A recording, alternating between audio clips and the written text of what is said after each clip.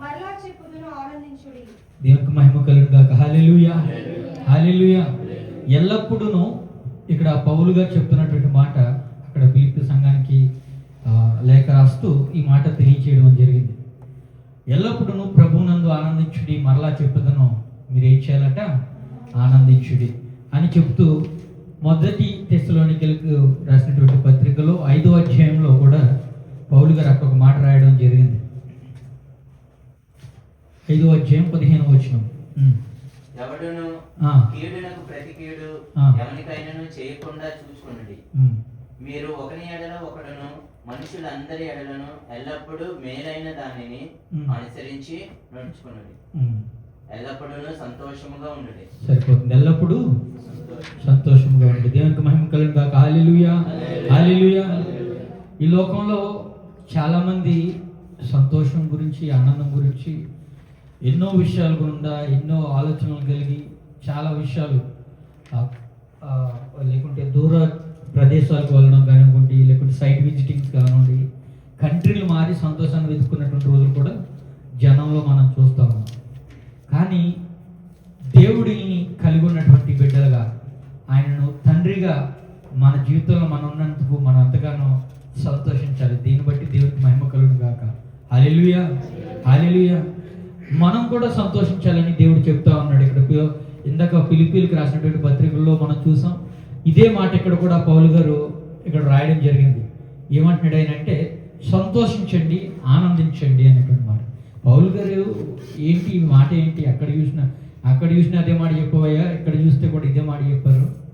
అసలు మీ ఉద్దేశం ఏంటి దీని వెనకాలనంటే, దేవుడు మనల్ని క్రియేట్ చేసినప్పుడే ఒక ఉద్దేశపూర్వకంగా ఆయన మనల్ని సృజించి ఉన్నాడు. ఆయన యొక్క నామ మహిమార్థమే మనల్ని క్రియేట్ చేసుకుని ఉన్నాడు. ఆయన ఏమంటా ఉన్నాడనంటే, మీరు సంతోషించాలి, మీరు ఆనందంగా ఉండాలి, కాబట్టి మీ దుఃఖ దినములన్నింటినీ కూడా నేను తీసివేస్తానంటా ఉన్నాడు. Praise Lord. Hallelujah, hallelujah. చాలాసార్లు ఈ విషయాల గుండా మనం ఆలోచిస్తున్నప్పుడు సంతోషం మనం దొరికేటువంటి పరిస్థితులు ఎట్లా, ఆ సంతోషంలో మనం నిలకడగా ఉండగలగాలి, ఏం చేయాలనంటే చాలాసార్లు చాలామంది కొన్ని విషయాలు చెప్తారు. పలానా విషయాలు చేస్తే మంచిది, పలానా విషయాలు చేయకపోతే సంతోషంగా ఉంటాం, ఇది పట్టించుకుంటే మంచిది, ఇది పట్టించుకోకపోతే సంతోషంగా ఉంటాం. ఆ రకాలుగా చాలామంది మనుషులు మనకి సలహాలు ఇస్తూనే ఉంటారు. అయితే ఇక్కడ పౌలు గారు ఉద్దేశం మనం చూసినట్లయితే, దేవుడు యందు మనం ఉన్నందుకు మనం సంతోషించాలనేటువంటి మాటను మనకు తెలియజేస్తా ఉన్నాడు. ఆయన సంఘముగా మనం కూడుకుని ఉన్నాం. సంఘము ఆయన వివాహం చేసుకోబోయేటువంటి వధువై ఉన్నప్పుడు ఒక భర్తకి భార్య ఏ విధమైనటువంటి వారిద్దరి మధ్య ఒక అన్యోన్యమైనటువంటి ఆ సన్నిహిత్యం ఏర్పడతా ఉందో, ఆ సహవాసం ఏర్పడతా ఉందో, అట్టి రీతి అయినటువంటి సహవాసంలో వారు ఆనందదాయకంగా వారి జీవితాలు ఎట్టి రీతికి ముందుకు తీసుకెళ్తా ఉన్నారో, అలాంటి ఆనందదాయకమైనటువంటి జీవితం దేవుని యందు మనకి కావాలి. ఆయన సంఘంగా. Praise Lord. Hallelujah, hallelujah. సంఘం అంటే ఎవరనంటే ఇక్కడ కూర్చున్నటువంటి మనం, సహోదరి సహోదరులుగా పిలువబడుతున్నటువంటి మనం, విశ్వాసులుగా పిలువబడుతున్నటువంటి మనం, ఒక గుంపుగా కూడుకున్నటువంటి మనం, ఎక్కడ మీరిద్దరు ముగ్గురు కూడి ఉంటే మీ మధ్య నేను ఉంటానని సెలవిచ్చినటువంటి ఆయనకు మనం సంఘముగా కూడుకుని ఉన్నాం. Praise Lord. హల్లెలూయా. అయితే ఇందాక మొదటి తెస్సలోనికీయులకు రాసినటువంటి పత్రికలో 5వ అధ్యాయం మనం 16వ వచనం చూసాం. ఏమంటా ఉన్నాడనంటే, ఎల్లప్పుడూ సంతోషంగా ఉండండి అనేటువంటి మాట అక్కడ చెప్పడం జరిగింది. ఎల్లప్పుడూ అంటే ఎలాంటి సిచ్యువేషన్స్లో మీరు సంతోషంగా ఉండాలి, దీనిని మీరు ఆ సంతోషాన్ని మీ జీవితంలో మీరు మెయింటైన్ చేయడానికి ఏ విధమైనటువంటి కొన్ని ఆలోచనలు మీకు కావాలనేటువంటి విషయం ఈ సందర్భంలో పర్టికులర్ ఈ మొదటి తెస్సలోనికీయులకు రాసినటువంటి పత్రికలో మనం చూసినట్లయితే 12వ వచనం నుంచి కొన్ని మాటలు రాస్తూ 16వ వచనానికి వచ్చేటప్పుడు మాత్రం సంతోషంగా ఉండండి అని చెప్పాడు. దానికి ముందు ఉన్నటువంటి పరిస్థితులు ఏంటనేటువంటి విషయాన్ని అక్కడ మనం చూసినట్లయితే, మరియు సహోదరులారా మీలో ప్రయాసపడుచు ప్రభునందు మీకు పైవారే ఉండి మీకు బుద్ధి చెప్పు వారిని మన్నన చేసి, చాలా జాగ్రత్తగా స్లోగా చదువుతున్నాను, మీకు అర్థమవుతుంది, మీరు కూడా అర్థం చేసుకుంటారు. వారి పనిని బట్టి వారిని ప్రేమతో మిక్కిలి ఘనముగా ఎంచవలను. Praise Lord. హల్లెలూయా, హల్లెలూయా. దేవుని యందు వారు చేస్తున్నటువంటి ఆ పనిని బట్టి వారు మీకు బుద్ధి చెప్తున్నారు అనేటువంటి విషయంలో వారిని మీరు ఏం చేయాలట, దాన్ని మీరు ఎట్లా తీసుకోవాలంటే ఘనముగా వారిని ఎంచేటువంటి పరిస్థితికి తీసుకురావాలి. ప్రైజ్ లార్డ్, హల్లెలూయా, హల్లెలూయా. ఈరోజు దినంలో ఎట్లా అయిపోయినాయి అంటే ఎవరైనా ఏమైనా మాట్లాడుకున్నా ఏమైనా అనుకున్నా కానీ మనం ఇప్పుడు పెద్దవాళ్ళు అంటున్నా కానీ మనం తీసుకోలేనటువంటి పరిస్థితికి వచ్చేసాం. నిన్న నేను ఒక సహోదరుడు ఒక మాట మాట్లాడుతూ ఏమన్నాడంటే, ఇండియాలో పరిస్థితులు మాకు ఇక్కడ ఇదివరకులా లేవు, ఎక్కడో నార్త్లో మనం చూసేవాళ్ళం ఇలాగా ఏమంటారు కొన్ని అమ్మాయిల పైన అగాత్యాలు జరుగుతున్నాయి, లేకుంటే హత్యలు జరుగుతున్నాయి, ఈ విధంగా జరుగుతున్నాయి. రాను ఇక్కడ మన ప్రాంత క్రైస్తవ సహోదరుడు అన్నమాట, రాను మన ప్రాంతాల్లో కూడా ఇది బాగా ఎక్కువ అభివృద్ధి అయిపోయింది. దానికి రీజన్స్ ఏమని మేము అనుకుంటున్నాం అంటే, పెద్దల మాటలు పిల్లలు మనం భయపడినటువంటి తరంగా ఉన్నప్పుడు రీతిగా ఇప్పుడు లేకపోవడం ఒకటి అయినట్లయితే రాబో జనరేషన్లో ఒకవేళ ఈ సంస్కారం లేకుంటే పెద్దల్ని గౌరవించడం అనేటువంటి సబ్జెక్టులు స్కూల్లో పెట్టవలసిన పరిస్థితి వచ్చేటువంటి పరిస్థితి రాబోతుంది అని నాకు ఆ మాట చాలా డీప్గా వెళ్ళింది అనమాట. It's true. ఎట్లా అంటే ఇప్పుడు మన జనరేషన్లో తల్లిదండ్రులకి మనం గౌరవించినట్టుగా, మనం భయపడినట్టుగా, లేకుంటే దేవుడి సన్నిధిలో మనం పడుతున్నటువంటి ఆ భయభక్తిని మనం చూసినట్లయితే ద యంగర్ జనరేషన్స్లో లేదు. మీకు అర్థమవుతుందని నేను అనుకుంటున్నాను. ప్రైజ్ లార్డ్, హల్లెలూయా. లేకపోవడానికి గల రీజన్ ఏంటంటే ఈరోజు ఎక్కడ చూసుకుందాం, ఫారిన్ కంట్రీకి వచ్చాం, మనం ఇక్కడ ఉండి ఉన్నాం, సంఘంలో యవనస్తులు లేరు, అందరూ వృద్ధులు ఉన్నారు, పెద్దవాళ్ళు ఉన్నారు. దానికి రీజన్ ఏమైపో ఉన్నట్టుందంటే నెక్స్ట్ జనరేషన్కి నేర్పించేటువంటి తత్వంలో తల్లిదండ్రులు బిజీ అయిపోయారు. ప్రైజ్ లార్డ్, హల్లెలూయా, హల్లెలూయా. నెక్స్ట్ జనరేషన్కి చెప్పేటువంటి విషయంలో తల్లిదండ్రులు వారు పరిస్థితిని బట్టి వారు బిజీ అయిపోయారు. వారికి అర్థం కావట్లేదు, వారికి తెలియలేదు, వారు అనుకున్నదే సత్యం అనుకుంటున్నారు, వారు చెప్పిందే నిజం అనుకుంటున్నారు. ఒక ఆలోచన లేని తనంతో ఈ యొక్క జనరేషన్ ముందుకు వెళ్ళడం వల్ల ఏమైపోతుందని అంటే లేనిపోని కార్యాలు ముందుకు వస్తున్నాయి. ఇప్పుడు వారికి ఎవరు చెప్తారు ఏది మంచి, ఏది రైతు, ఏది ఇచ్చేదని? మొదటి గురువులు ఎవరు? స్కూల్లో నేర్పుతారా? తల్లిదండ్రులు. ప్రైజ్ లార్డ్, హల్లెలూయా, హల్లెలూయా. ఈరోజు పిల్లలు చూడండి, ఇందాక చక్కగా నాకు చాలా సంతోషం అనిపించింది. దేశం కాని దేశం వచ్చి తెలుగు సంఘంలో ఇక్కడ పుట్టినటువంటి ఈ పిల్లలంతా ఇక్కడ పెరుగుతున్నటువంటి ఇక్కడ స్కూల్లో ఉన్నటువంటి పిల్లలంతా కూడా తెలుగులో ఇక్కడ దేవుణ్ణి ఆరాధించడం, దేవుడి పాటలు పాడడం అంటే ఎంత సంతోషకరమైనటువంటి విషయం అది. నేనేమంటున్నానంటే పిల్లలకి మనం చెప్పేటువంటి బాధ్యత, నేర్పించేటువంటి బాధ్యత తల్లిదండ్రులుగా మన యొక్క బాధ్యత, దేవుడు మనకి ఇచ్చినటువంటి బాధ్యత. ప్రైజ్ లార్డ్, హల్లెలూయా, హల్లెలూయా.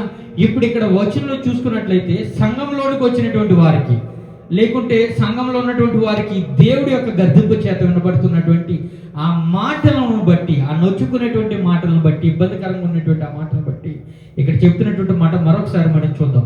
వారి పనిని బట్టి వారిని ప్రేమతో మిక్కిలి ఘనముగా ఎంచుడు. ఒకసారి ముందుకు వెళ్దాం. 12వ వచనం మొదటి నుంచి చదువుదాం.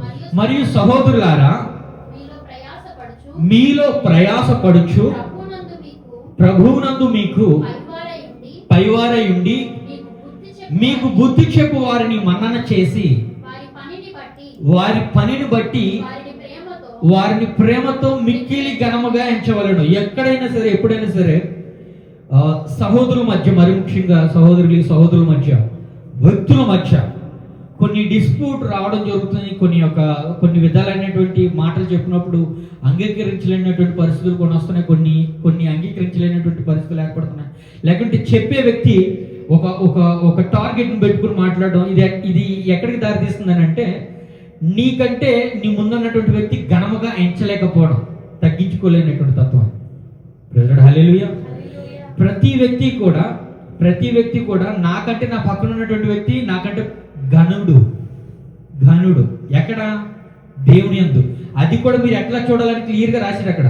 వారికి దేవుడి యందు ఉన్నటువంటి ఆ ప్రయాసను బట్టి, వారు చేస్తున్నటువంటి ఆ పనిని బట్టి, ఈ రెండు విషయాలు కాలిక్యులేట్ చేసుకుని ఆ రెండు విషయాలను బట్టి ప్రేమతో వారిని మిక్కిలి ఘనంగా ఎంచాలి. ప్రేమతో, భయంతోనూ వణుకుతోనూ కాదు ఇక్కడ చేయవలసింది కూడా. ప్రైజ్ లార్డ్, హల్లెలూయా, హల్లెలూయా. వారు లేకుంటే వారికి ఉన్నటువంటి అధికారాన్ని బట్టి తలవంచడము అవన్నీ కాదు ఇక్కడ చేయాల్సింది. వారికి దేవుడి పట్ల ఉన్నటువంటి ఆ యొక్క ప్రయాసను బట్టి, ఆ యొక్క ఆసక్తిని బట్టి, వారి యొక్క భక్తి జీవితాన్ని బట్టి. ఇంతకు ముందు కూడా నేను ఒక మాట చెప్పాను, ఎవరి వ్యక్తి దగ్గర అయినా సరే నువ్వు గౌరవంగా ఉండాలని నువ్వు ఆశపడుతున్నట్లయితే నీ భక్తి జీవితంలో కరెక్ట్గా ఉంటే నీకు గౌరవం ఆటోమేటిక్గా వస్తుంది. ఎందుకు ఆ మాట చెప్పారంటే క్లియర్ ఇక్కడ రాశాడు దేవుడు, ఇక్కడ క్లియర్గా మనకు చెప్తున్నటువంటి మాట, వారి యొక్క ప్రయాసను బట్టి, దేవుడి యందు వారికి ఉన్నటువంటి ఆసక్తిని బట్టి, వారి యొక్క పనితీరును బట్టి వారిని మిక్కిలి ఘనముగా ఎంచి ఏం చేయాలట, ఎంచవలను వేడుకొనిచున్నాము. మళ్ళీ తర్వాత కింద నుంచి చూద్దాం. మరియు ఒకరితోనొకడు సమాధానముగా నుండి. ప్రెజరుడు హల్లెలూయా, హల్లెలూయా.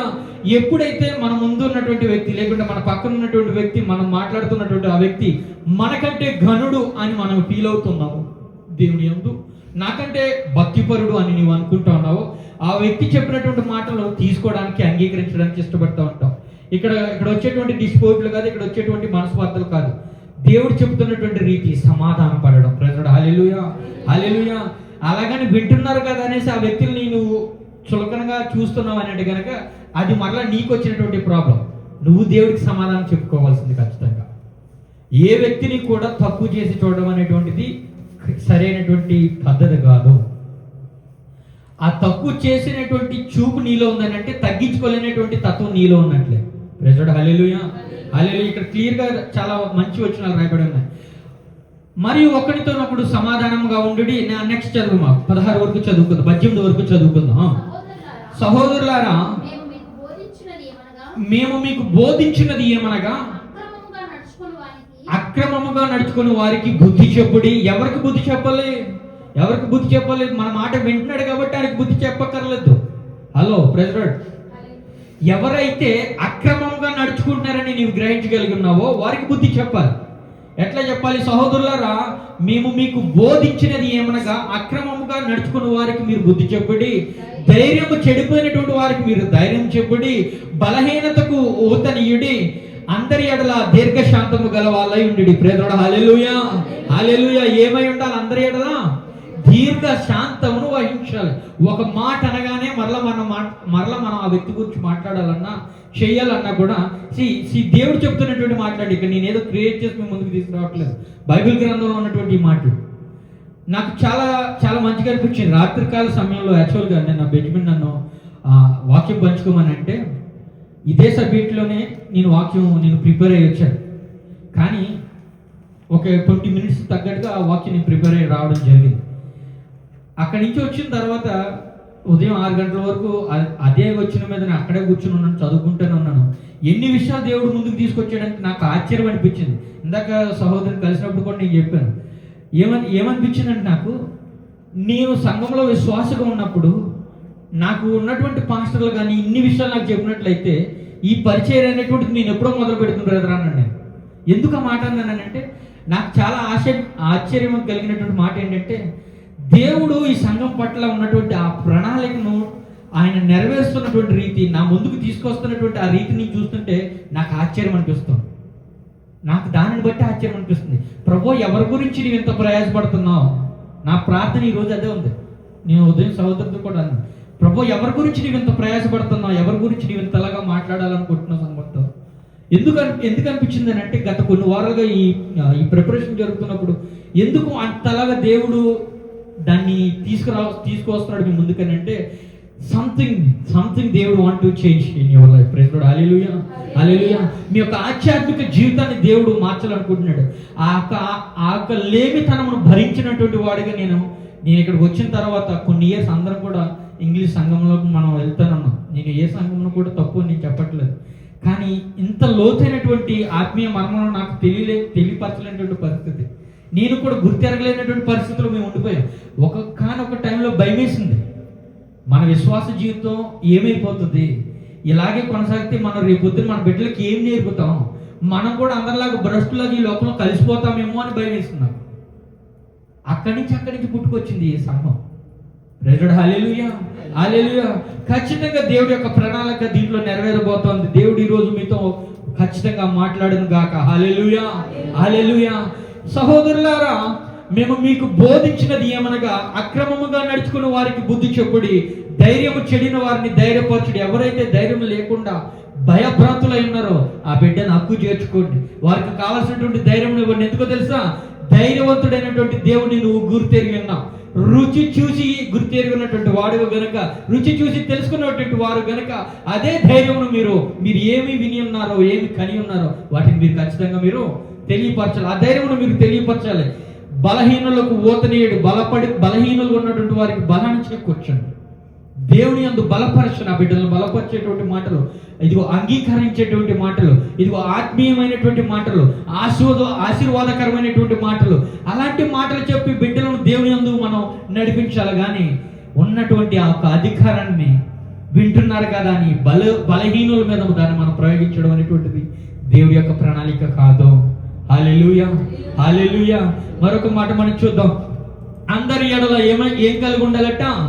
దీర్ఘశాంతము అందరి ఎడల కలిగి ఉండాలి. ఆయన ప్రేమామయుడు,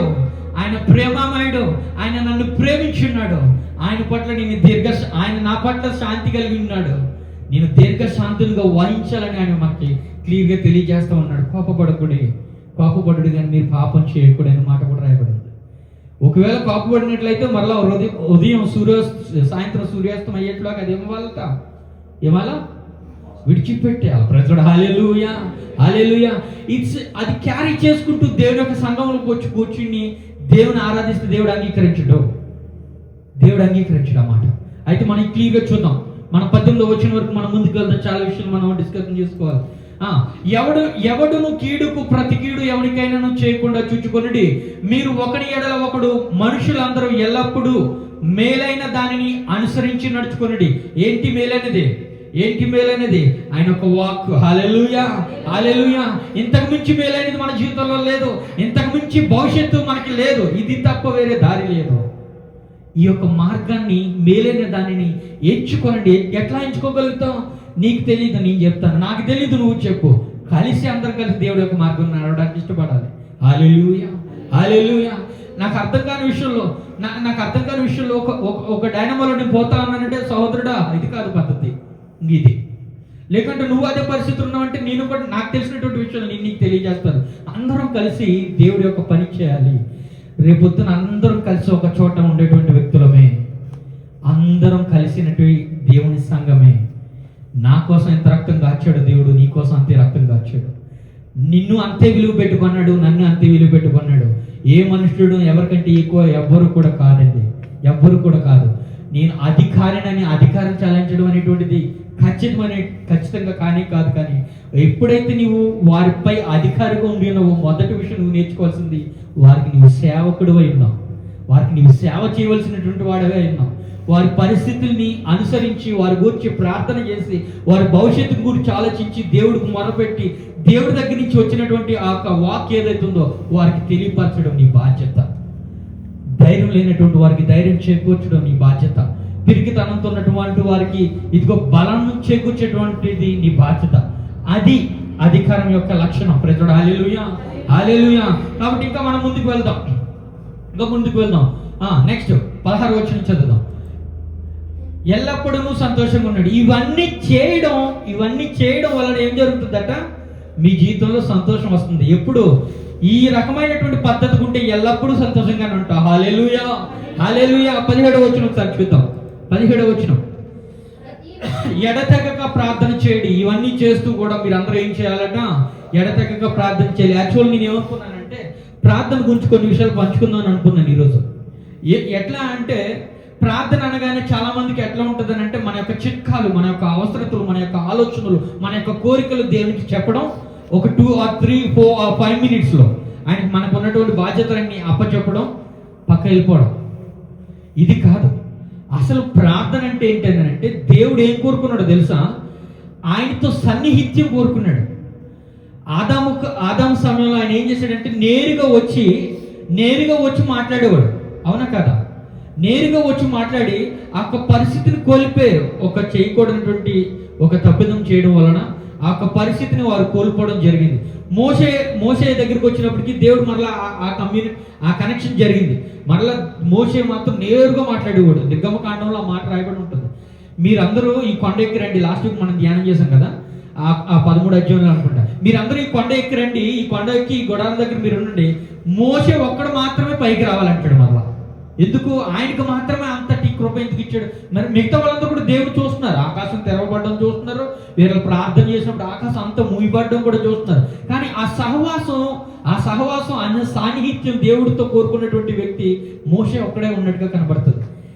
ప్రార్థన అంటే అది ప్రార్థన. ఏంటంటే దేవుడి యొక్క సన్నిహిత్యాన్ని కోరుకోవడం.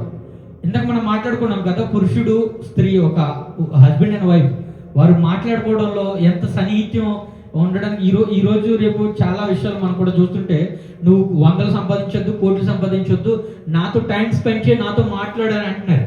మీరు చూస్తానే ఉన్నారో లేదో, ఇది జరుగుతుంది, ఒరిజినల్గానే జరుగుతుంది. ఇది ఎక్కడ ఉండాలని అంటే సంగమకు, దేవుడికి, నీకు సంగమని పిలువబడుతున్నటువంటి నీకు నీ దేవుడికి ఆ సాన్నిహిత్యం ఉండాలి. ప్రభువుతో నువ్వు చిన్న విషయాన్ని కూడా నువ్వు చెప్పుకోగలిగే ఆ సాన్నిహిత్యం నీకు ఉండాలి. ప్రార్థన అని ఒక పేరు పెట్టుకుని కొన్ని నిమిషాలు మాత్రమే ఉండాలని నేను అనట్లేదు.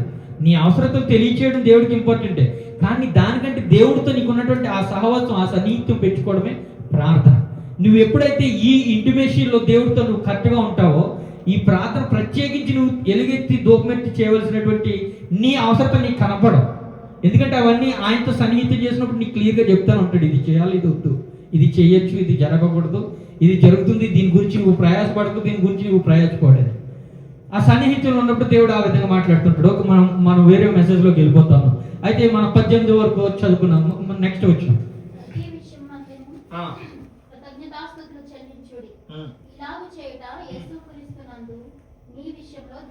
హల్లెలూయా, హల్లెలూయా. సంతోషంగా ఉండడానికి ఇక్కడ ఒక సీక్రెట్ చెప్తా ఉన్నాడు పౌలు గారు. ఏం చెప్తా ఉన్నాడు అంటే, ప్రతి విషయం ఏ విధంగా ఉండాలో చెప్పాడు, ఏ విధంగా ఉండి ఏ విధంగా మనం ప్రార్థన చేస్తే ఏ విధంగా ఎప్పుడు సంతోషంగా ఉంటామని చెప్పాడు. ఇక్కడ ఇంకొక విషయం చెప్తాడు, ప్రతి విషయమునందు కృతజ్ఞతాస్తుతులు చెల్లించుడి, ఇలాగు చేయుట యేసుక్రీస్తునందు మీ విషయంలో దేవుని చిత్తం. హల్లెలూయా, హల్లెలూయా. ప్రభు ఏంటి నీ చిత్తం అని అంటే ఆయన చెప్పేటువంటి మాట ఇది. దీనిని బట్టి కదా మీరు సంతోషంగా ఉంటారు. ఎస్, మన అందరికీ దేవుడు బిడ్డలు ఇచ్చాడు. గర్భవతులుగా ఉన్నప్పుడు మనం ప్రార్థన ఎట్లా చేస్తాం అంటే ఈ గర్భఫలము యెహోవా ఇచ్చు, స్వాస్థ్యము, దీన్ని బట్టి దేవునికి వందనాలు. డెలివరీ అయిపోయింది, దాని తర్వాత నుంచి బిడ్డని చూసినప్పుడు నీకు ఆ కృతజ్ఞత భావం కావాలి. నీ కళ్ళ ముందు నీ బిడ్డ పరిగెడుతూ ఉంటే, నీ కళ్ళ ముందు నీ బిడ్డ తిరుగుతుంటే, థ్యాంక్ యూ లార్డ్, నాకు ఇచ్చినటువంటి ఈ బిడ్డను బట్టి నీకు వందనాలు. ఆ కృతజ్ఞత భావం కలిగి ఉండడం అనేటువంటిది చాలా ఇంపార్టెంట్. రాను వాళ్ళు చేసేటువంటి ఇరిటేటింగ్ పనుల వల్ల మనం ఏం చేస్తామంటే, ఒక దెబ్బ వేసి ఒక తిట్టి వాళ్ళని ఇబ్బంది పెట్టేటువంటి పరిస్థితులకు వెళ్తూ ఉంటాం. కానీ దీనిని బట్టి దేవుని స్తుతించేటువంటిది మర్చిపోతా ఉంటాం. దేవుడు అది చెప్పట్లేదు. కలిగి ఉన్న ప్రతి దాన్ని బట్టి ఈరోజు సజీవులు ఉండి ఉన్నామని అంటే ఎవరికో లేనటువంటి భాగ్యం మనకి ఇచ్చావు. అయ్యా, ఇంకో ఈ సంఘంలోకి వచ్చి ఈ రకంగా నేను నిలబడి కూర్చోగలిగి ఉన్నాను, నీ యొక్క మాటలు నేను వింటానంటే దీనిని బట్టి నీకు కృతజ్ఞతలు. కలిగి ఉన్న ప్రతి దాన్ని బట్టి చెప్తూ ఉన్నాడు ఆయన, ప్రతి విషయాన్ని బట్టి దేవునికి కృతజ్ఞతాస్తుతులు చెల్లించాలి. హల్లెలూయా, హల్లెలూయా. ఏ విషయమునందు కూడా సహోదరుడు అంటే ఉంటాడు, దేవుడు మీకు మేలు చేయకపోతే కనుక దేవునికి స్తుతులు అర్పించకండి, ఆరాధనలని. నాకు ఆ మాట అన్నప్పుడు అలా అనిపిస్తుంటుంది. అరే రాత్రి చెప్పాడు, కౌంట్ చేయండి ఒకసారి మీ బ్లెస్సింగ్, మీరు జరిగినటువంటి మీ జీవితంలో జరిగినటువంటి అని సహోదరుడు గుర్తు చేశాడు రాత్రి కూడా. ఒకసారి కౌంట్ చేసుకోండి, ఒకసారి కూర్చుని ఈరోజు సాయంత్రం ఇంటికి వెళ్ళి ఒక బుక్ పెన్ను తీసుకుని ఎన్ని మేలు దేవుడు చేశాడు ఒకసారి కౌంట్ చేసుకుని రాసుకుంటారా? హృదయం సరిపోదు ఆయనకి కృతజ్ఞతలు అర్పించడానికి. హల్లెలూయా, హల్లెలూయా. ఆ కృతజ్ఞత భావం ఎల్లప్పుడూ నీతో ఉన్నట్లయితేనట ఎప్పుడు కూడా నువ్వు ఎట్లా ఉంటావట? సంతోషంగా ఉంటావు. దేవునికి మహిమ కలుగుగాక. హల్లెలూయా, హల్లెలూయా. మరొక మాట మనం చూద్దాం. 2 కొరింథీయులకు రాసినటువంటి పత్రిక 13వ అధ్యాయం 5వ వచనం చదువుదాం. మీరు విశ్వాసము గలవారై ఉన్నారో లేదో మిమ్మును మీరే శోధించుకొని చూచుకొనుడి, మిమ్మును మీరే పరీక్షించుకొనుడి. మీరు భ్రష్టులు కాని యెడల యేసుక్రీస్తు మీలో ఉన్నాడని మిమ్మును గూర్చి మీరే ఎరుగరా? మేము భ్రష్టులము కామని మీరు తెలుసుకుందురని నిరీక్షించుచున్నాను. Praise Lord. హల్లెలూయా, హల్లెలూయా. దేవుని యొక్క సంఘంలోకి వస్తున్నటువంటి విశ్వాసులుగా, దేవుని యొక్క సంఘంలో నిలబడినటువంటి బిడ్డలుగా మనల్ని మనం పరీక్షించుకోవాలట. హల్లెలూయా. ఎందుకయ్యా నేను సంతోషంగా ఉండలేకపోతున్నాను? ఎందుకు నా జీవితంలో ఈ ఆనందం దొరకట్లేదు? ఎందుకు పరిస్థితులు నాకు ఇటు రకంగా ఉండి ఉన్నాయి? నీ యొక్క సంతోషాన్ని, నీ యొక్క సన్నిధికి నేను వస్తున్నానే, కానీ సన్నిధిలో నేను ఆ యొక్క ఆనందాన్ని, ఆ యొక్క సంతోషాన్ని నేను పొందుకోలేకపోతున్నాను ప్రభు అంటే ఆయన ఏం చెప్తున్నాడంటే, మీరు మీ విశ్వాసం గలవారై ఉన్నారో లేదో మిమ్మల్ని మీరే హల్లెలూయా శోధించుకుని పరిశోధించుకుని చూచుకుని. అసలు నీవు విశ్వాసంగా ఉన్నావా లేదనేటువంటిది ఎవరో వచ్చి చెప్తే కాదు, ఎవరో ఇక్కడ నిలబడితే చెప్పు కాదు, వారి నీ తప్పులు ఎంచి నీకు వేలెత్తి చూపడం కాదు, నువ్వు నిన్ను పరీక్షించుకోమదట. దేవుడు సంఘమునకు వచ్చే ముందే చెప్తున్నటువంటి మాట, మీరు విశ్వాసము గలవారే ఉన్నారో లేదో మిమ్మల్ని మీరే శోధించుకొని చూచుకొనుడి, మిమ్మును మీరే పరీక్షించుకొనుడి, మీరు భ్రష్టులు కాని ఎడల యేసుక్రీస్తు మీలో ఉన్నాడని మిమ్మల్ని గూర్చి మీరు ఎరుగరా? హల్లెలూయా, హల్లెలూయా. మీరు ఆ విశ్వాసం నుంచి మీరు తప్పకపోయినట్లయితే, మీరు భ్రష్టత్వంలో మీరు లేకపోయినట్లయితే దేవుడు మీతో ఉన్నాడనేటువంటి విషయంలో మీరు గమనించలేదా? అంటే ఆ సంతోషం లేదు ప్రభువా, మరి ఆ ఆనందం నాలో లేదు అంటే దేవుడికి నేను దూరమై ఉన్నానేమో, దేవుడి యొక్క అవిశ్వాస పరిస్థితి నుంచి నేను బయటపడిపోయి ఉన్నానేమో, ఒక భ్రష్టత్వంలోనికి నేను వెళ్ళిపోయి ఉన్నానేమో. ఒకవేళ ఇవన్నీ లేకపోయినట్లయితే నా జీవితంలో, దేవుడే నిజంగా నా జీవితంలో ఉన్నట్లయితే నేను సంతోషంగా ఉంటాను. హల్లెలూయా, హల్లెలూయా. నేను ఆనందంగా ఉంటాను ఎలాంటి పరిస్థితి అయినా సరే, ఎలాంటి శోధన అయినా సరే. ఎందుకనంటే ఆ సర్వోన్నతుడైనటువంటి దేవుడు, మహోన్నతుడైనటువంటి దేవుడు నా చెంత ఉన్నాడు అనేటువంటి ధైర్యం నన్ను ఏం చేస్తుందో తెలుసా? నా వెనకాల పరిస్థితులు ఎలా ఉన్నా కానీ నా ముఖంలో చిరునవ్వు ఉంటుంది. హల్లెలూయా, హల్లెలూయా. నా ముఖంలో ఆనందం ఉంటుంది. ఎప్పుడు ఉంటుందో తెలుసా? ఆయన నాకు తోడు ఉన్నాడు అనేటువంటి ఆ ధైర్యం. నీకు అది ఎప్పుడు తెలుసా? నువ్వు ఆ విశ్వాసం నుంచి తప్పించి పడుకోలేనప్పుడు, ఆ భ్రష్టత్వంలో నువ్వు పడిపోకుండా ఉన్నప్పుడు మాత్రమే నీకు ఆ ధైర్యం ఉంటుంది. ప్రైజ్ హల్లెలూయా, హల్లెలూయా అని చెబుతూ 6వ వచనంలో ఒక మాట చెప్పాడు, చక్కగా ఉంటుంది మాట. చూద్దాం. మీరు భ్రష్టులు కారని మీరు తెలుసుకుందరని నిరీక్షిస్తున్నాను. హల్లెలూయా. నేను అనుకుంటున్నాను ఖచ్చితంగా మీరైతే భ్రష్టులు కారో, ఎందుకంటే మీరు సంఘంలో నిలబడి ఉన్నారు. హల్లెలూయా, హల్లెలూయా. ఒకవేళ ఆ భ్రష్టత్వంలో మీరు పడిపోయినట్లయితే దేవుడి యొక్క సంఘానికి దూరం అయిపోయి ఎక్కడో బయట ఆడుకుంటారు. అందుకే మీరు ఖచ్చితంగా మీరు భ్రష్టులై ఉంటారని నేనైతే అనుకోవట్లేదు, నేను నిరీక్షిస్తున్నాను మీరు కారని. హల్లెలూయా, చక్కటి మాట చెప్పాడు ఆయన. ఎస్, ఇది ఎప్పుడు మనం ఎంచుకోగలుగుతామని అంటే, మన ముందున్నటువంటి వ్యక్తి, ఇందాక మనతో చెప్పాను, ఏం చెప్పాను? మన ముందున్నటువంటి వ్యక్తి భక్తి జీవితం మనకంటే ఎక్కువ, దేవుని యందు ఇతను ప్రయాస ఎక్కువ, దేవుని యందు ఇతను ఆలోచన విధానం ఎక్కువ, కాబట్టి ప్రేమతో అతను నాకంటే గనుడు. ఈ విషయంలో నువ్వు ఆ వ్యక్తిని ఎంచుకున్నప్పుడు ఆ వ్యక్తి గురించి మంచి సాక్ష్యం చెప్పగలుగుతాం. హల్లెలూయా, హల్లెలూయా. ఎప్పుడు కూడా ఎదుటి వ్యక్తి గురించి మంచి సాక్ష్యం చెప్పగలగాలని అంటే, నిన్ను నువ్వు తగ్గించుకునేటువంటి ఆ ఒక్క పరిస్థితి, ఆ ఒక్క స్థితి ఏదైతే ఉందో దానికి దేవుడు గమనిస్తూ ఉన్నాడు. దేవుని యొక్క బిడ్డకి, దేవుని యొక్క కుమారుడికి కానీ, దేవుడి యొక్క కుమార్తెకి కానీ నీవిచ్చినటువంటి ఆ రెస్పెక్ట్ని బట్టి, నీవిచ్చినటువంటి ఆ మర్యాదను బట్టి నిన్ను ఘనుడిగా దేవుడు ఎంచుతాడు. హల్లెలూయా, హల్లెలూయా. ఇది మిస్ అవుతుంది ఈ జనరేషన్కి. Is that right point? Hallelujah. ఇది మిస్ అవుతుంది ఈ జనరేషన్కి. అది మనం తెలియపరచాలి బిడ్డలకి.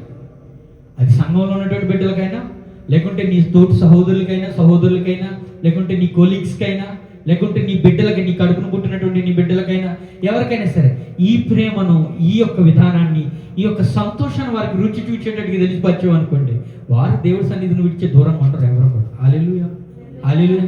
ఎవరు వద్దనుకుంటారు చెప్పండి? మహోన్నతుడు, మహాగణుడు ఆయన నీతో ఉంటాడయ్యా అని అంటే, నాకు వద్దని ఎవడు వెళ్ళిపోతాడు? ఎందుకు వెళ్ళిపోతాడు? భ్రష్టుడైతే వెళ్ళిపోతాడు. అవునా కాదా? ప్రజడు హల్లెలూయా, హల్లెలూయా. కాబట్టి మన యొక్క పద్ధతి, మాట్లాడే విధానాలు ఆ విధంగా ఉండాలని దేవుని పేరట మీకు మనం చేసుకుంటూ ఉన్నాం. మరొక మాట మనం చదువుదాం. మత్తయి సువార్త 5వ అధ్యాయం 23వ వచనం. మత్తయి సువార్త 5వ అధ్యాయం 23వ వచనం.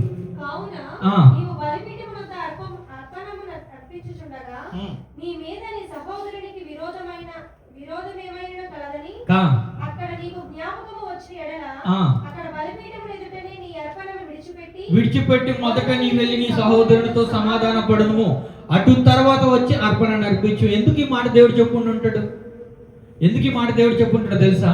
నేను అనుకుంటున్నాను, ఒకవేళ ఇటు రీతిగా నువ్వు అర్పించినటువంటి ఈ ఆరాధన కానీ, ఈ ధూప నైవేద్యమైనటువంటి ఈ ప్రార్థన కానీ, లేకుంటే 1 hour నువ్వు చేసేటువంటి ఈ ప్రార్థన కానీ, నీ యొక్క మనస్సు సరిలేనప్పుడు అది దేవునికి అంగీకారం కాదు. ఇందాక చెప్పాను మాట. హల్లెలూయా, హల్లెలూయా. ఏం చెప్తున్నట్టు, నువ్వు వెళ్ళి ముందు అది క్లియర్ చేసుకో. ముందు నువ్వు వెళ్ళి అది క్లియర్ చేసుకుని వచ్చి నా సన్నిధిలో నువ్వు అర్పించింది ఏంటైనా సరే నేను అంగీకరిస్తాను అనేటువంటి మాట ఆయన చెప్తా ఉన్నాడు. దాని తర్వాత వచ్చిన కూడా ఒకసారి చూద్దాం. 23-24 చదువుకున్నాం కదా. ఎస్, అక్కడ బలిపీఠం ఎదుటనే నీ అర్పణను విడిచిపెట్టి మొదట నీ వెళ్ళి నీ సహోదరునితో సమాధానం పడము, అటు తర్వాత వచ్చి అర్పించుము. లేకుంటే కనుక నువ్వు 1 hour వర్షిప్ చేసినా కానీ దేవుడు అది అంగీకరించడు. గంట ప్రార్థన చేసినా కానీ దేవుడు అది అంగీకరించడు. నువ్వు 2-3 గంటల ప్రిపరేషన్ అయ్యి 1 గంట పని 1 హాఫ్ అన్ అవర్ వచ్చి వాకింగ్ చెప్పినా కానీ అది జనాల లోతుల్లోకి, హృదయాల లోతుల్లోకి అది ప్రవేశించదు. హల్లెలూయా, హల్లెలూయా.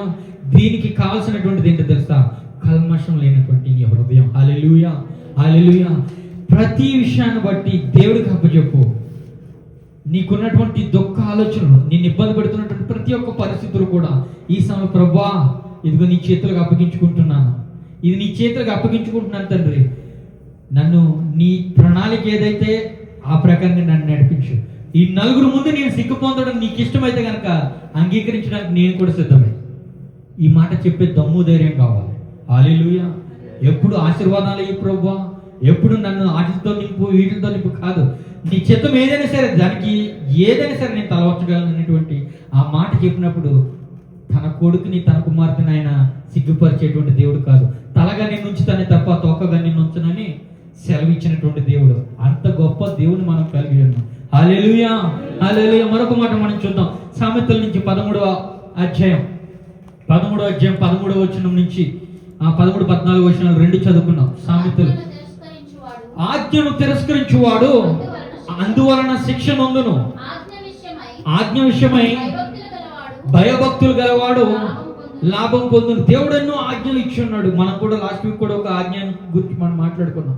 ఆ ఆజ్ఞలను తిరస్కరించి నడుచుకున్నటువంటి వాడు బుద్ధిహీనుడట. హల్లెలూయా, హల్లెలూయా. వాటిని ఆలోచించి వాటిని ఏం మనకి తెలియపరుస్తూ ఉంది. దేవుడి యొక్క ప్రణాళిక దీంట్లో ఏమైతుందని దాన్ని అంగీకరించి ఆ లోతైనటువంటి ఆ ఒక్క విషయం మర్మమును గుర్తిరిగి నడుచుకున్నటువంటి వాడు. జ్ఞానుల ఉపదేశము జీవపు ఊట, అది మరణ పాశములో నుండి నిన్ను ఏం చేస్తుందట? విడిపిస్తుంది. హల్లెలూయా. నీ యొక్క విశ్వాసమైనటువంటి జీవితం భ్రష్టత్వం కాకుండా నిన్ను కాపాడుతుంది దేవుని యొక్క వాక్యం. జ్ఞానుల ఉపదేశం అని చెప్తా ఉన్నాడు ఆయన. జ్ఞానుల ఉపదేశము జీవపు ఊట. ఏమిటా జీవపు ఊట? దేవుని యొక్క వాక్యం. హల్లెలూయా, హల్లెలూయా. దేవుడు ఇచ్చినటువంటి ఆ జ్ఞానం వలన ఉపదేశములు బయటకు వస్తున్నప్పుడు నీవు అంగీకరించాలి. ఆ విషయాలని దేవుడు క్లియర్ గా చెప్తా ఉన్నాడు. ఆ అంగీకరించినటువంటి ఆ యొక్క ఉపదేశములు, ఆ యొక్క జీవపు ఊట నిన్ను ఏం చేస్తుందట? మరణ పాశములో నుండి నిన్ను విడిపిస్తుంది. దేవునికి మహిమ కలుగును గాక. హల్లెలూయా, హల్లెలూయా. చాలా మంది అనుకుంటారు మన రక్షణ పొంది ఉన్నాం కాబట్టి మనకి ఇక్కడతో అయిపోయింది, ఇక్కడతో ప్రాబ్లం లేదమ్మా. అక్కడి నుంచి నిన్ను పడగొట్టడానికి నీ పక్కన ఒక శత్రువు ఆ రోజు దినం నుంచి మొదలుకొని ఉన్నాడు. ఎప్పుడు దొరుకుతావా, నిన్ను మింగుతావని గ్రజ్జించే సింహం వల్ల వాడు చూస్తా ఉన్నాడు. వీటన్నిటికీ ఎదిరించేటువంటి శక్తి నీకు కావాలి, వీటన్నిటిని ఎదిరించేటువంటి బలం నీకు కావాలి. దావీదు పత్రికలో ఆయన రాస్తున్నాడు కదా, కీర్తనలో ఆయన రాస్తున్నాడు కదా, మీరు పోరాడుతున్నది మనుషులతో కాదు. ఎవరితో పోరాడుతున్నారంట? ఈ లోక దేవతలతోనూ, ఈ లోకం ఉన్నటువంటి ఆ దెయ్యపు ఆత్మలు ఏవైతున్నాయో వాటితో మీరు పోరాడుతున్నారు. కావలసినటువంటిది మీకు గొప్ప బలము కావాలి, గొప్ప ధైర్యం కావాలి. అది పొందుకోవాలని అంటే ఆయన ఇచ్చినటువంటి యొక్క ఆజ్ఞలను, ఆయన ఇచ్చినటువంటి యొక్క ఉపదేశములను, ఈ యొక్క జీవపు ఊటను నీ హృదయంలో నింపుకుని ఉండాలి. హల్లెలూయా, హల్లెలూయా. కావున దేవుడు చెప్పేటువంటిది ఏంటంటే నీవు సంతోషంగా ఉండడం ఆయనకి ఇష్టం, నీవు ఆనందంగా ఉండడం ఆయనకి ఇష్టం. కాబట్టి నీవు ఏమి నీలో ఉంచుకోవాలి, ఏమి నీవు విడిచిపెట్టాలనేటువంటి విషయాలు ఇక్కడ విశదీకరిస్తా ఉన్నాం. మనం అదే కదా అనుకుంటుంటాం. మనం సంతోషంగా ఉండాలంటే కొన్ని వదిలేసుకుంటే బెటర్, కొన్ని ఉంచుకుంటేనే మన ఇంట్లోనే సంతోషంగా ఉంటాం. ప్రతిదీ నాకే కావాలని పట్టుకుంటూ ఉన్నామని అంటే కనుక సంతోషంగా ఉండలేదు. ప్రతోడు హల్లెలూయా, హల్లెలూయా. ఇక్కడ విడిచిపెట్టవలసినటువంటి విషయాలు కొన్ని ఉన్నాయి, పట్టుకోవాల్సినటువంటి మరికొన్ని విషయాలు కూడా మీకు చెప్తానున్నాను. మీకు 2 విషయాలు కూడా నేను తెలియపరుస్తున్నాను. దీనిని మీరు విశదీకరించి జ్ఞానుల ఉపదేశము జీవపు ఊట ఇది అని మీరు గమనించగలిగినట్లయితే కనుక ఆ మంచి మాటలు మీరు తీసుకొని మీ హృదయంలో వాటిని నిలుపుకోవాలని దేవుని పేరట మనం చేసుకుంటా ఉన్నాను. ప్రైజ్ హల్లెలూయా, హల్లెలూయా. మరొక మాట మనం చూద్దాం. కాబట్టి వాక్యం అనేటువంటిది ఎప్పుడు కూడా మనం నిర్లక్ష్యం చేయకూడదండి. సంఘంలోకి వచ్చి ఉన్నామని అంటే కనుక మనం ఎందుకు వచ్చి ఉన్నాం? ఆయన మహిమపరచడానికి, ఆయన యొక్క స్వరాన్ని మనం వినడానికి. కాబట్టి ఆ ఒక వాక్యమును మనం ఇప్పుడు కూడా మనం నిర్లక్ష్యం పెట్టకూడదు, నిర్లక్ష్యం చేయకూడదు. ఆ నిర్లక్ష్యం చేస్తే ఏమవుతుంది అంటే మన జీవితం భ్రష్టత్వంలోకి వెళ్ళిపోతుంది. మరణ పాశంలోనికి మనం అందరం కూడా యోగ్యం అయిపోయేటువంటి పరిస్థితి ఏర్పడతా ఉంది. కాబట్టి వాక్యమును నిర్లక్ష్యం పట్టొద్దు, వాక్య ధ్యానమును నిర్లక్ష్య పెట్టొద్దు. బైబిల్ చదవడానికి నాకు సమయం దొరకలేదు అనేటువంటి విషయం మీకు అనిపించుండొచ్చు. టైం కేటాయించుకోండి. ఖచ్చితంగా టైం మీరు కేటాయించుకోండి. చాలామంది చేసేటువంటి విషయం ఏంటంటే ప్రార్థన ఖచ్చితంగా చేస్తున్నారు, ఆరాధన ఖచ్చితంగా చేస్తున్నారు, పాటలు ఖచ్చితంగా పాడుతున్నారు. మీరెందుకు వాక్య జ్ఞానం చేయకూడదు? మీరెందుకు ఆ వాక్య జ్ఞానం మీలో దేవుడు ఆ బలోపేతం మీకు కలగట్లేదు అని అంటే కనుక దేవుడు చెప్తున్నటువంటి మాట, ఆ టైం మీరు కేటాయించాలి, ఆ సమయం మీరు కేటాయించాలి. ఒక్కసారి ఆ ఆనందం పొందుకున్న తర్వాత బైబిల్ చదువుతూ కూర్చుంటూ దేవుడు నీతో మాట్లాడుతున్నప్పుడు ఆ ఆనందం భరించినటువంటి వ్యక్తిగా నేను చెప్తా ఉన్నాను, అది నువ్వు విడిచిపెట్టాలని విడిచిపెట్టలేవు. తర్వాత ఒక వ్యక్తి వచ్చి నిన్ను డిస్టర్బ్ చేస్తుంటే ఆ వ్యక్తి మీద కోపం వస్తుంది. నీకు 10 సార్లు నీకు ఫోన్ చేస్తే నీకు పని ఏంటి రా అని అడుగుతాం, అంత కోపం వస్తుంది. ఎందుకంటే ఈ ఇంటిమేషన్, దేవుడితో నీకున్నటువంటి ఇంటిమేషన్ సమయాన్ని వాడు డిస్టర్బ్ చేసేటువంటి సైతాన్ని పెట్టగా నీకు కనబడుతున్న సమయంలో. కాబట్టి I encourage you all of you, please read your Bibles. Praise Lord. Hallelujah, hallelujah. వాక్యాన్ని చదవండి, వాక్యాన్ని ధ్యానించండి. దేవునితో ఆ ఇంటిమేషన్ మీరు కూడా కలిగి ఉండాలని నేను దేవుని పేరిట మనం చేసుకుంటా ఉన్నాను. ప్రసంగి నుండి మరొక మాట మనం చూద్దాం. 5వ అధ్యాయం మొదటి వచనం నుంచి చూద్దాం. హల్లెలూయా. ఇది చాలా ప్రాముఖ్యమైనటువంటి మాట అండి. దేవుడి సన్నిధిలో వచ్చి ఏం నేర్చుకోవాలి, ఏ విధంగా రావాలో చూసాం మనం. వచ్చిన తర్వాత వాక్యాన్ని ఏ విధంగా మనం అంగీకరించాలో కూడా మనం చూసుకున్నాం. కానీ ఈ మాట చూడండి, నీవు దేవుని మందిరమునకు పోవునప్పుడు నీ ప్రవర్తన జాగ్రత్తగా చూసుకున్నాము. You have to be very careful. నువ్వు ఉన్నటువంటిది దేవుని సంఘంలో. హల్లెలూయా, హల్లెలూయా. దేవుని యొక్క మందిరంలో ఉండి ఉన్నావు. నీవు దేవుని మందిరముకు పోయినప్పుడు నీ ప్రవర్తన జాగ్రత్తగా చూసుకున్నాము. బుద్ధిహీనులు అర్పించినట్లుగా బలి అర్పించుట కంటే సమీపించి ఆలకించుట శ్రేష్టము. బుద్ధిహీనులు ఏ విధంగా అర్పిస్తున్నారో ఇందాక మనం చదువుకున్నాం కదా. హృదయం క్లియర్ చేసుకోలేదు, వాళ్ళు వచ్చి మాత్రం అర్పిస్తూ ఉంటే కనుక వారిని దేవుడు బుద్ధిహీనులుగా ఎంచుతున్నాడు. వారు చేసేటువంటి పనును బట్టి బుద్ధిహీనులుగా ఎంచుతున్నాడు. నువ్వు వాట్ ఎవర్ వర్క్ వాళ్ళు చేస్తున్నటువంటి వాట్ ఎవర్ ఇట్ ఈస్ అయ్యొచ్చు, కానీ దాన్ని దేవుడు అంగీకరించట్లేదు. వారు బుద్ధిహీనులని క్లియర్గా తెలియపరుస్తున్నాడు. నెక్స్ట్, అర్పించట సమీపించి ఆలకించట శ్రేష్టము, వారికి తెలియకనే దుర్మార్గపు పనులు చేయుచున్నారు. హల్లెలూయా, హల్లెలూయా. చదువుదా. నెక్స్ట్ 3వ వచనం వరకు చదువుకుందాం. నీవు దేవుని సన్నిధి అనాలోచనగా పలుకుటకు నీ హృదయమును త్వరపడనీయకము, నీ నోటిని కాచుకోము. దేవుడు ఆకాశమందున్నాడు, నీవు భూమి మీద ఉన్నావు, కావున నీ మాటలు కొద్దిగా ఉండవలను. Hello praise Lord. Hallelujah, hallelujah. ఆకాశమునకు ఆశీర్వదించినటువంటి ఆయన యొక్క వివాహం చేసుకోబోయేటువంటి సంఘము మందిరం. ఈ మందిరంలోకి వచ్చినటువంటి మన పరిస్థితి, మన యొక్క ప్రవర్తన చాలా జాగ్రత్తగా ఉండాలి. బుద్ధిహీనులు ప్రవర్తించినట్లు, బుద్ధిహీనులు అర్పించినట్లు నీ యొక్క అర్పణలు దేవుడి దగ్గర ఉండడానికి వీల్లేదు. ఏంటి అర్పణలు? అది నువ్వు స్తుతి చేయు, ఆరాధన చేయు, ఇంకోటి చేయు, ప్రార్థన చేయు, ఏదైనా చేయు. ఆ కల్మషం లేనటువంటి తనంతో నీవు ఇక్కడికి రావాలి కదా మొదట. అది వచ్చిన తర్వాత ఒకవేళ అదే కానీ నువ్వు క్యారీ చేసినట్లయితే అలా చేసేటువంటి వారు బుద్ధిహీనులను, దుర్మార్గపు పనులు చేయువారును, వారి అర్పణ నాకు అంగీకారం లేదని చెప్పాడు మొదటగా. ఇక రెండవది ఏం చెప్తున్నాడంటే, నీవు దేవుని సన్నిధికి అనాలోచనగా పలుకుటకు నీ హృదయమును త్వరపడనివ్వకము. హల్లెలూయా, హల్లెలూయా. హృదయం త్వరపడనివ్వకము, అనాలోచనమైనటువంటి మాటలు మాట్లాడు. త్వరపడనివ్వకము, నీ నోటిని కాచుకోము. ఎందుకనంటే నువ్వు భూమి మీద ఉన్నావు, దేవుడు ఆకాశం మీద ఉన్నాడు. అంత డిఫరెన్స్ ఉంది. నువ్వేం మాట్లాడుతున్నావు అనేటువంటిది నువ్వు అర్థం చేసుకోనేటువంటిది. హల్లెలూయా. ఎవరిని నొప్పించడానికి కాదండి ఇది, ఎవరిని ఉద్దేశించి కూడా అసలు కాదు.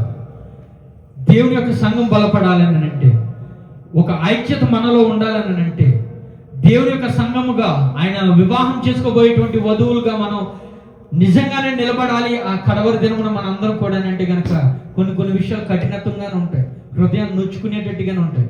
కానీ వాటిని అంగీకరించాలి. ఇందాక చెప్పాడు కదా, ఉపదేశములో జీవపు ఊట, వాటిని మీరు మీ హృదయంలో ఖచ్చితంగా మీరు ఉంచుకోవాలి. బ్రదర్ హల్లెలూయా, హల్లెలూయా.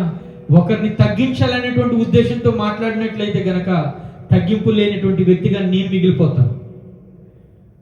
ఆ ఒక పరిస్థితిని బట్టి బుద్ధి చెప్పకపోతే గనక తీర్పు దినమును కూడా నేను నిలబడాలి. బ్రదర్ హల్లెలూయా, హల్లెలూయా. ఈ విషయాలన్నీ ఆలోచిస్తున్నప్పుడు నాకు అందుకే అనిపించింది రాత్రి, ఏమనుకుంటున్నావు ప్రభు, నువ్వు అసలు ఏం చేయాలనుకుంటున్నావు ఏంటి తండ్రి అని. ఇందు గురించే నాకు ఆశ్చర్యం కలిగించింది.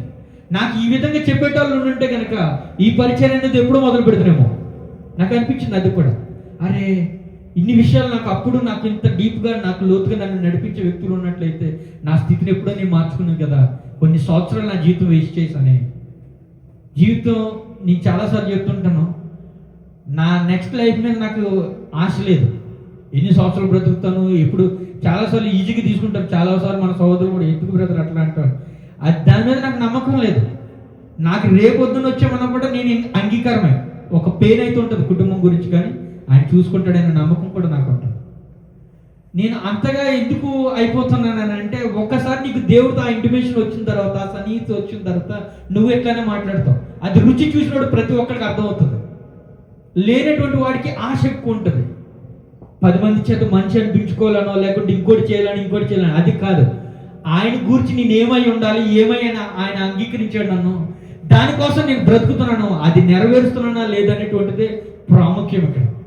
ప్రజడు హల్లెలూయా హల్లెలూయా.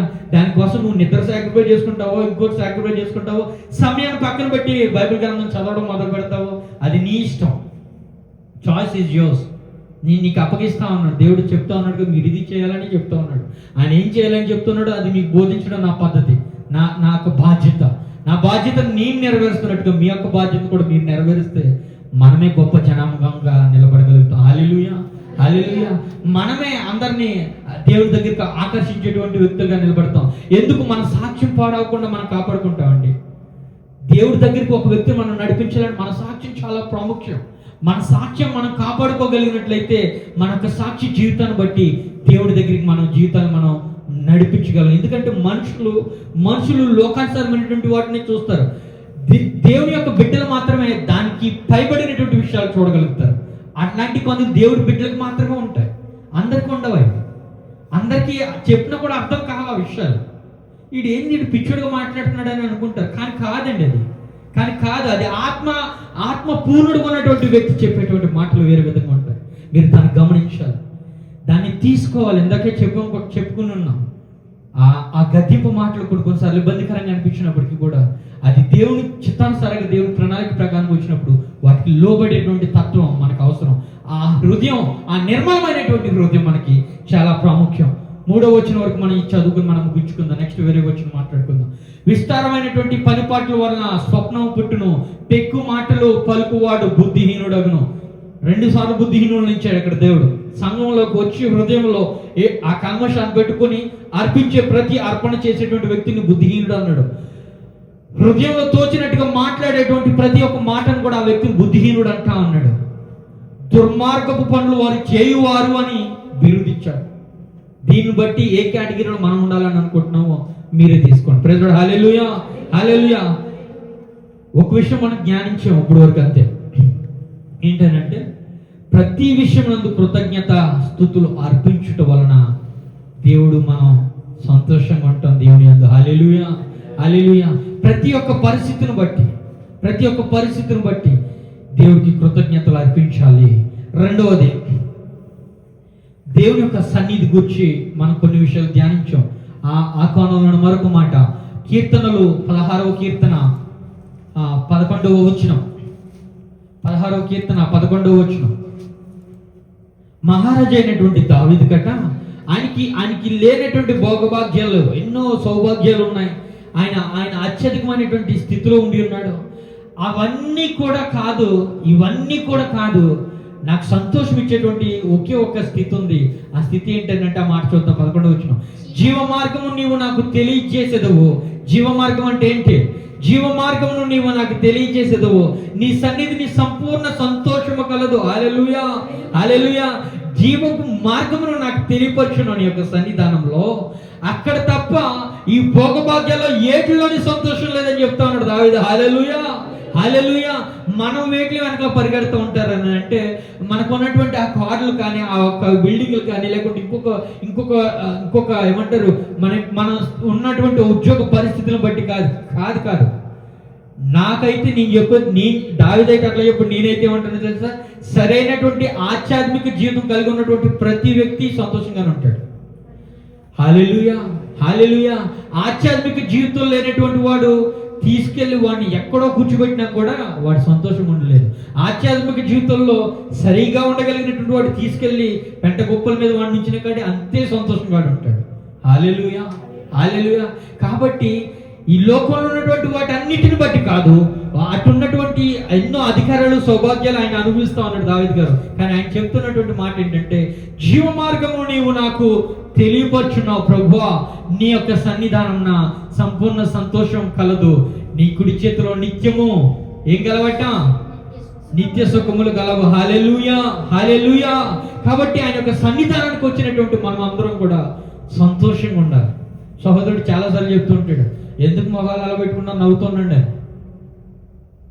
అతను ఏదో ఏమంటారు సరదాగానో జోక్గానో చెప్పినట్టుగా మనం ఒక నవ్వున వదిలేస్తాం కాదు, దాని వెనక ఎంత చెప్తుంది, దాని వెనక ఎంత చెప్తుంది. గుర్తెరిగినటువంటి వారు కొన్ని మాటలు చెప్పినప్పుడు కొన్ని విషయాలు మనం తీసుకున్నటువంటి విషయాలు పాజిటివ్నెస్ మనం థింక్ చేయగలిగి ఉండాలి. Praise Lord. Hallelujah, hallelujah. నిలబడినటువంటి వ్యక్తిని కాదు, నిలబడుతున్నటువంటి పరిస్థితిని కాదు, దేవుడు మాట్లాడించినటువంటి ఆ మాటలు మనం క్యాచ్ చేయగలగాలి. నిజమైనటువంటి ఆత్మీయులు చేసేటువంటి పనులు ఎట్లా ఉంటాయంటే, 100 పాటలు నువ్వు పలికినప్పటికీ కూడా ఆ మాటలోంచి దేవుడు నీతో ఏం మాట్లాడుతున్నాడు అయ్యే తీసుకుంటాడు. అదే వ్యక్తి మళ్ళీ వేరే మాటలు మాట్లాడితే ఆయన నువ్వు తీసుకోవాల్సిన అవసరం పట్టించుకోకూడదని ఇందాకే మనం చదువుకున్నామా లేదా? అవన్నీ పట్టించుకోవాల్సిన అవసరం లేదు. నీ భక్తి జీవితానికి కావాల్సినటువంటి మేలైన సంగతుల్లో ప్రతిదీ కూడా చాలా ప్రాముఖ్యం. Praise Lord. Hallelujah, hallelujah. మరొక మాట మనం చదువుదాం. యెషయా గ్రంథం 58వ అధ్యాయం 13వ వచనం. యెషయా గ్రంథం 58వ అధ్యాయం 13వ వచనం 14వ వచనంలో అక్కడ కొన్ని మాటలు రాయబడి ఉంటాయి. విశ్రాంతి దినమున వ్యాపారం చేయకుండా నాకు ప్రతిష్టమైనటువంటి దినమని నీవు ఓరకుండిని ఎడల. చూడండి, చాలాసార్లు ఆదివారం పరిస్థితుల్లో మనకి దేవుడి కృపను బట్టి మనకి ఇక్కడ సెలవులు ఉన్నాయి. అందరికీ కూడా ఇక్కడ సెలవులు ఉన్నాయి. మనం అందరూ కూడా చక్కగా వచ్చి దేవుడి సన్నిధానంలో మనం ఉంటా ఉన్నాం. కానీ కొంతమందికి ఆ భాగ్యం దొరకదు, కొంతమందికి ఆ విషయాలు దొరకవు. కొంతమంది ఈవెన్ మేము కూడా సింగపూర్లో ఉండినప్పుడు కూడా 365 days వర్క్ చేసేటప్పుడు 365 రోజులు పని ఉండేది. శనివారం ఆదివారం కూడా పని డ్యూటీలు చేసుకున్నటువంటి పరిస్థితులు. కానీ దేవుడి కృపను బట్టి సాయంత్రకాల సమయంలో మేము ఆరాధనకు వెళ్ళేవాళ్ళం. కానీ అలాగని వ్యాపారం చేసుకున్న వాళ్ళని నేను చెడుగా ఎంచట్లేదు. కానీ ఒకవేళ అది కూడా నీవు విడిచిపెట్టినట్లయితే కనుక నీకు కలగబోయే లాభాన్ని ఇక్కడ చూపించబోతాను. నీవు విశ్రాంతి దినమున వ్యాపారం చేయకుండా నాకు ప్రతిష్ఠితమైన దినమని నీవు ఓరకుండిన ఎడల, విశ్రాంతి దినమున మనోహరమైనదనియు యెహోవాకు ప్రతిష్ఠ దినమననియు ఘనమైనదనియు అనుకొని, ఇవన్నీ నువ్వు అనుకోవాలి, ఇవన్నీ అనుకొని దాన్ని ఘనముగా ఆచరించిన ఎడల, నీకిష్టమైన పనులు చేయకయు వ్యాపారం చేయకయు లోక వార్తలు చెప్పుకొనకయు ఉండిన ఎడల. 14వ వచనం చదవడమ్మా. హల్లెలూయా. నీవు యెహోవా యందు ఆనందించదు. ఇవన్నీ చేయడం వల్ల నీవేం జరుగుతుందంటే నీ జీవితంలో ఆనందం వస్తుంది. అది ఎట్లా వస్తుంది ప్రభు? అప్పుడే కదా నేను లాస్ అవుతాను కాదు. దాని తర్వాత వచ్చి చూడు, దేశము యొక్క ఉన్నత స్థలముల మీద నేను నిన్ను ఎక్కించేదను. హల్లెలూయా, హల్లెలూయా. ఎవరు ఎక్కించగలరు? ఎంత పరుగెడితే నువ్వు ఎక్కగలుగుతావు దేశం మీద ఉన్నతమైనటువంటి స్థలముల మీద? సమయం ఆయనది, ఆయన సమయాన్ని దొంగిలించరాదు. That's what I want to tell you today. Hallelujah, hallelujah. ఆయన సమయాన్ని మనం దొంగిలించరాదు. అది వాక్యం చదవడానికి ఇంట్లో కూర్చున్నప్పుడైనా సరే, ప్రార్థన చేయడానికి నువ్వు ఇంట్లో మోకరించినప్పుడైనా సరే, సన్నిధానానికి వచ్చేటువంటి పరిస్థితులైనా సరే, ప్రేయర్ సెల్ గ్రూప్ లో నువ్వు ఉండేటువంటి ఆ పరిస్థితులైనా సరే, వాక్యం నిర్లక్ష్యం చేయడానికి వీల్లేదు, సమయం వృధా చేయడానికి వీల్లేదు. నీవు యెహోవా యందు ఆనందించవు. దేశం యొక్క ఉన్నత స్థలముల మీద నేను నిన్ను ఎక్కించదను. నీ తండ్రి అయిన యాకోబు స్వాస్థ్యమును నీ అనుభవంలోనే ఉంచెదను.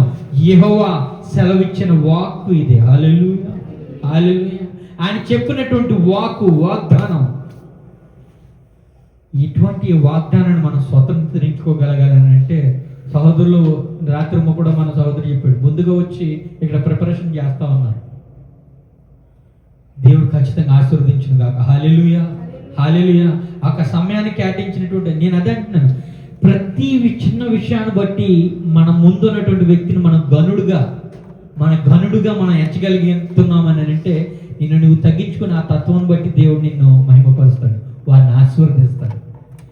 ఈ విధమైనటువంటి ప్రేమ, ఈ విధమైనటువంటి ఒకరినొకరు ఘనతగా ఎంచుకునేటువంటి తత్వం మనకి ఇక్కడ కావాలి. హల్లెలూయా. సంఘంలో మనకి కావాలి. ఈరోజు కరువైపోతుంది అదే.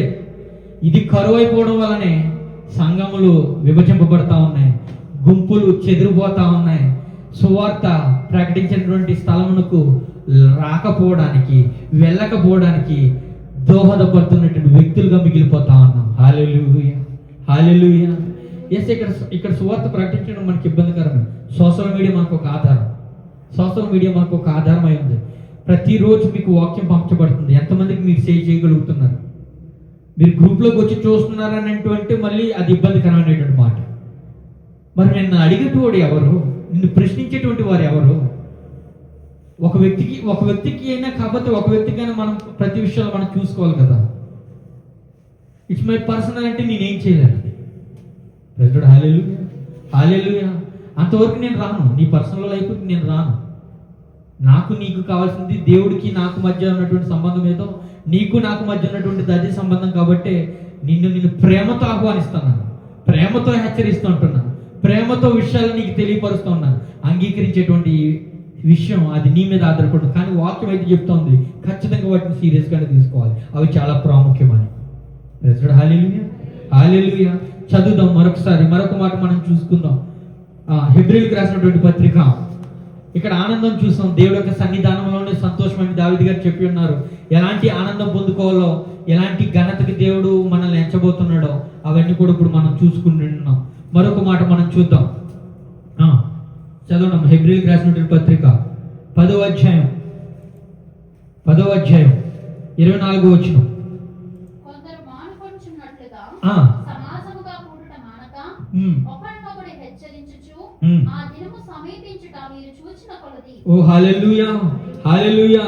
కొందరు మానుచున్నట్టుగా సంగమునకు పోవటం మీరు మానకుండా ఉండి మీరు చేయవలసిన పని ఏంటట?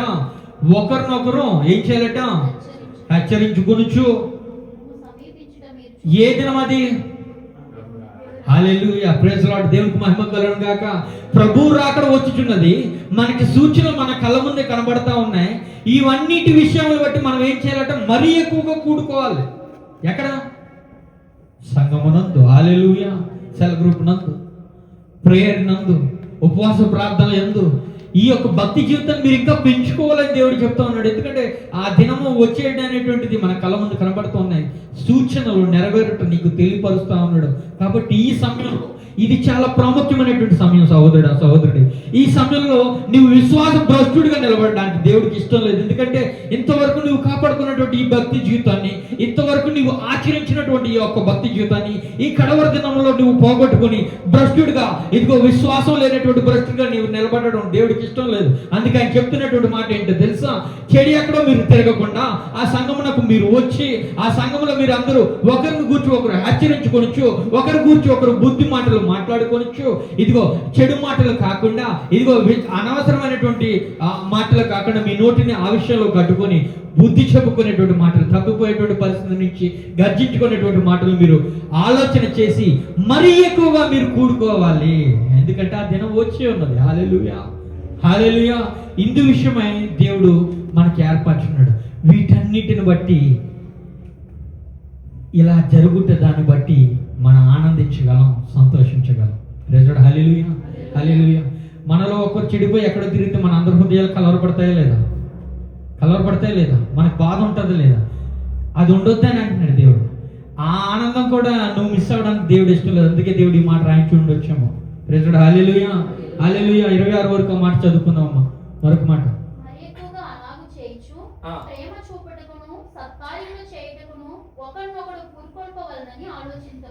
హల్లెలూయా. ఆ దినము వచ్చే వరకు ఒకరినొకరు మీరు పులుగొరుకోవాలి, దేవుని యందు మీరు బలపడాలి అనేటువంటి మాట దేవుడు చెప్తా ఉన్నాడు. దేవునికి మహిమ కలుగును గాక. హల్లెలూయా, హల్లెలూయా. మరొక మాట మనం చూద్దాం. అపోస్తలులకు రాసినటువంటి కార్యాలు 8వ అధ్యాయం కొన్ని మాటలు ఇక్కడ రాయబడి ఉన్నాయి అమ్మ, చదువుతామా? 8వ వచనం 8వ వచనం చదువుకుంది ఒకసారి త్వరగా. అందుకు ఆ.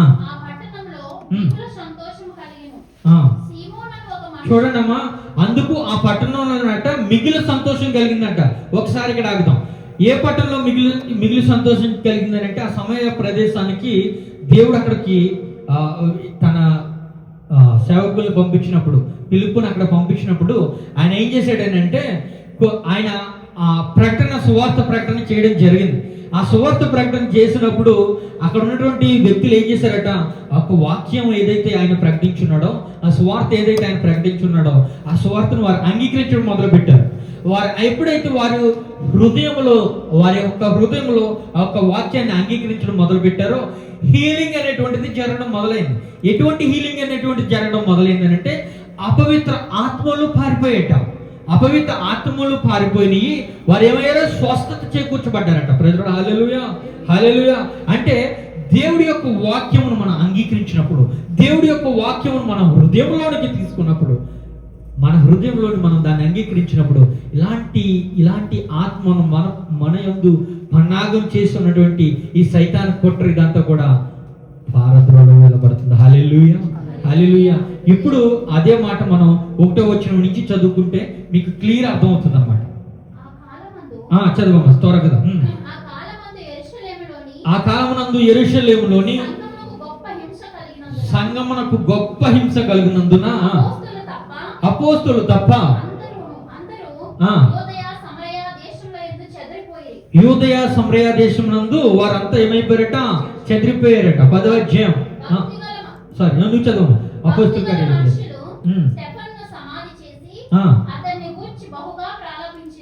అతని గూర్చి బహుగా ప్రాలాపించడం జరిగింది. సౌలు గారు ఆయన ఏం చేశారట, ఇంటింట పోయి పురుషులను స్త్రీలను ఈడ్చుకుని పోయి వారందరిని కూడా ఆయన హింసించడం మొదలు పెట్టాడా.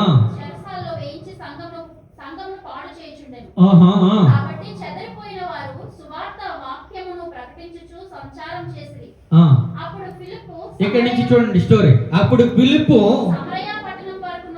సమరయ పట్టణం వరకు వెళ్ళి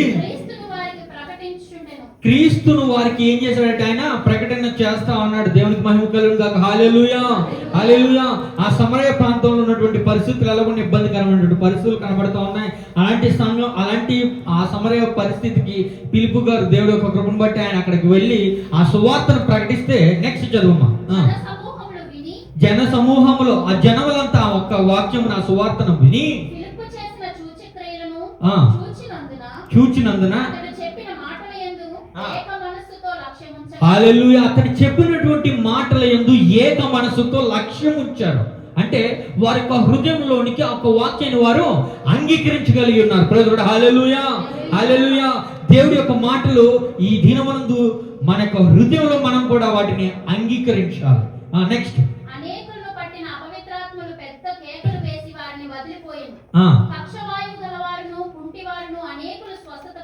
హల్లెలూయా, హల్లెలూయా. చూసారా, అనేకమైనటువంటి అపవిత్రాత్మలు పారిపోయినాయట. అసలు దీనికి దానికి సంబంధం లేదు. నాకు అనిపిస్తుంటుంది, ప్రకటన చేసినప్పుడు వ్యక్తి ఇక్కడ దేవుడి యొక్క ఆత్మ ప్రేరణ కలిగి మాట్లాడుతున్నప్పుడు ఆ వ్యక్తి వచ్చి నెత్తి మీదకి వచ్చి కొన్ని చేయించో లేకపోతే అద్భుత కార్యాలు చేయాలనో మోకరించో ప్రార్థన చేయలేదు ఇక్కడ. ప్రజలు హల్లెలూయా. ఓన్లీ విన్నారంటే వీళ్ళు ఆ ఒక్క వాక్యమును వింటే, ఆ విన్నటువంటి వాక్యాన్ని వాళ్ళు ఎంతగా అంగీకరిస్తే వారి ఒంట్లో ఉన్నటువంటి దురాత్మలు పారిపోని. ప్రజలు హల్లెలూయా, హల్లెలూయా. ఈ పరిస్థితిలో ప్రతి ఒక్క విశ్వాసి ప్రతి ఒక్క సంఘంలో కూడా ఉండి ఉండాలి. ఈ విధంగా ఉన్నట్లయితే ఏ ఒక్క విశ్వాసిని సైతాన్ని వాడుకోలేదు ఎన్నడూ కూడా. ప్రతి సంఘంలో సత్యవాక్యమే బోధించబడుతుంది. ప్రతి సంఘంలో కూడా దేవుని ప్రకటన చేయబడుతూ ఉంది. కానీ ఎందుకు విశ్వాసులు దాన్ని అంగీకరించలేకపోవడం వలన ఆ ఒక అపవిత్ర ఆత్మలకు భోజనం పెట్టి పోషించినటువంటి వ్యక్తులుగా మిగిలిపోయినటువంటి, మందిరంగా వారికి ఏర్పాటు చేసినటువంటి వ్యక్తులుగా మిగిలిపోతున్నటువంటి పరిస్థితులు మనం చూస్తా ఉన్నాం. ఈ విధంగా ఉన్నట్లయితే ఎంత మంచిగా ఉంటుంది చూడండి. అన్ని సంఘాల్లో కూడా ఇంతే బలంగా విశ్వాసాలు ఉన్నట్లయితే, అబ్బా దేవుడు ఆ వివాహ దినం కళ్ళ ముందు కనబడుతుంటుంది. అరే మనందరం మనం ఆయన వధువుగా మనం నిర్మించబడ్డామే.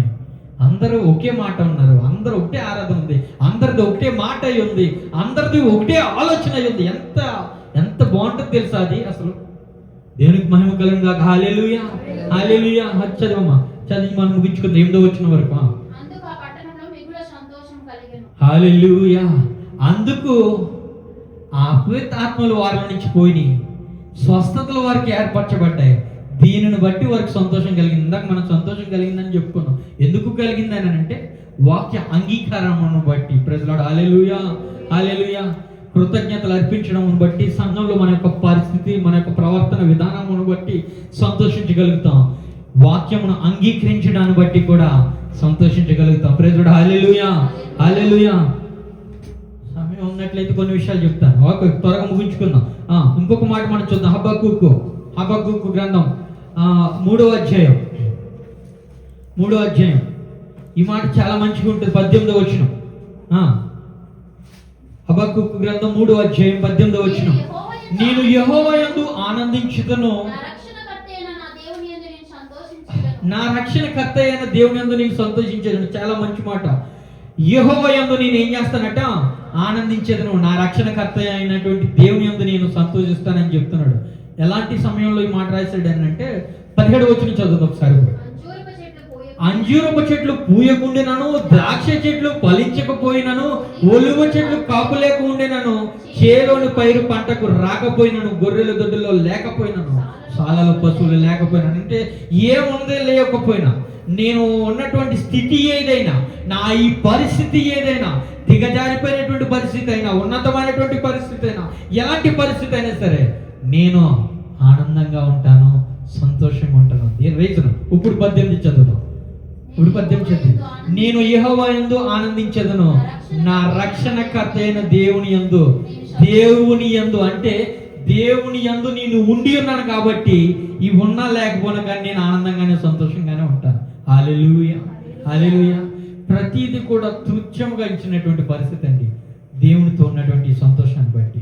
ప్రైజ్ హల్లెలూయా. ఎంతమంది సంతోషంగా ఉన్నారు ఇప్పుడు?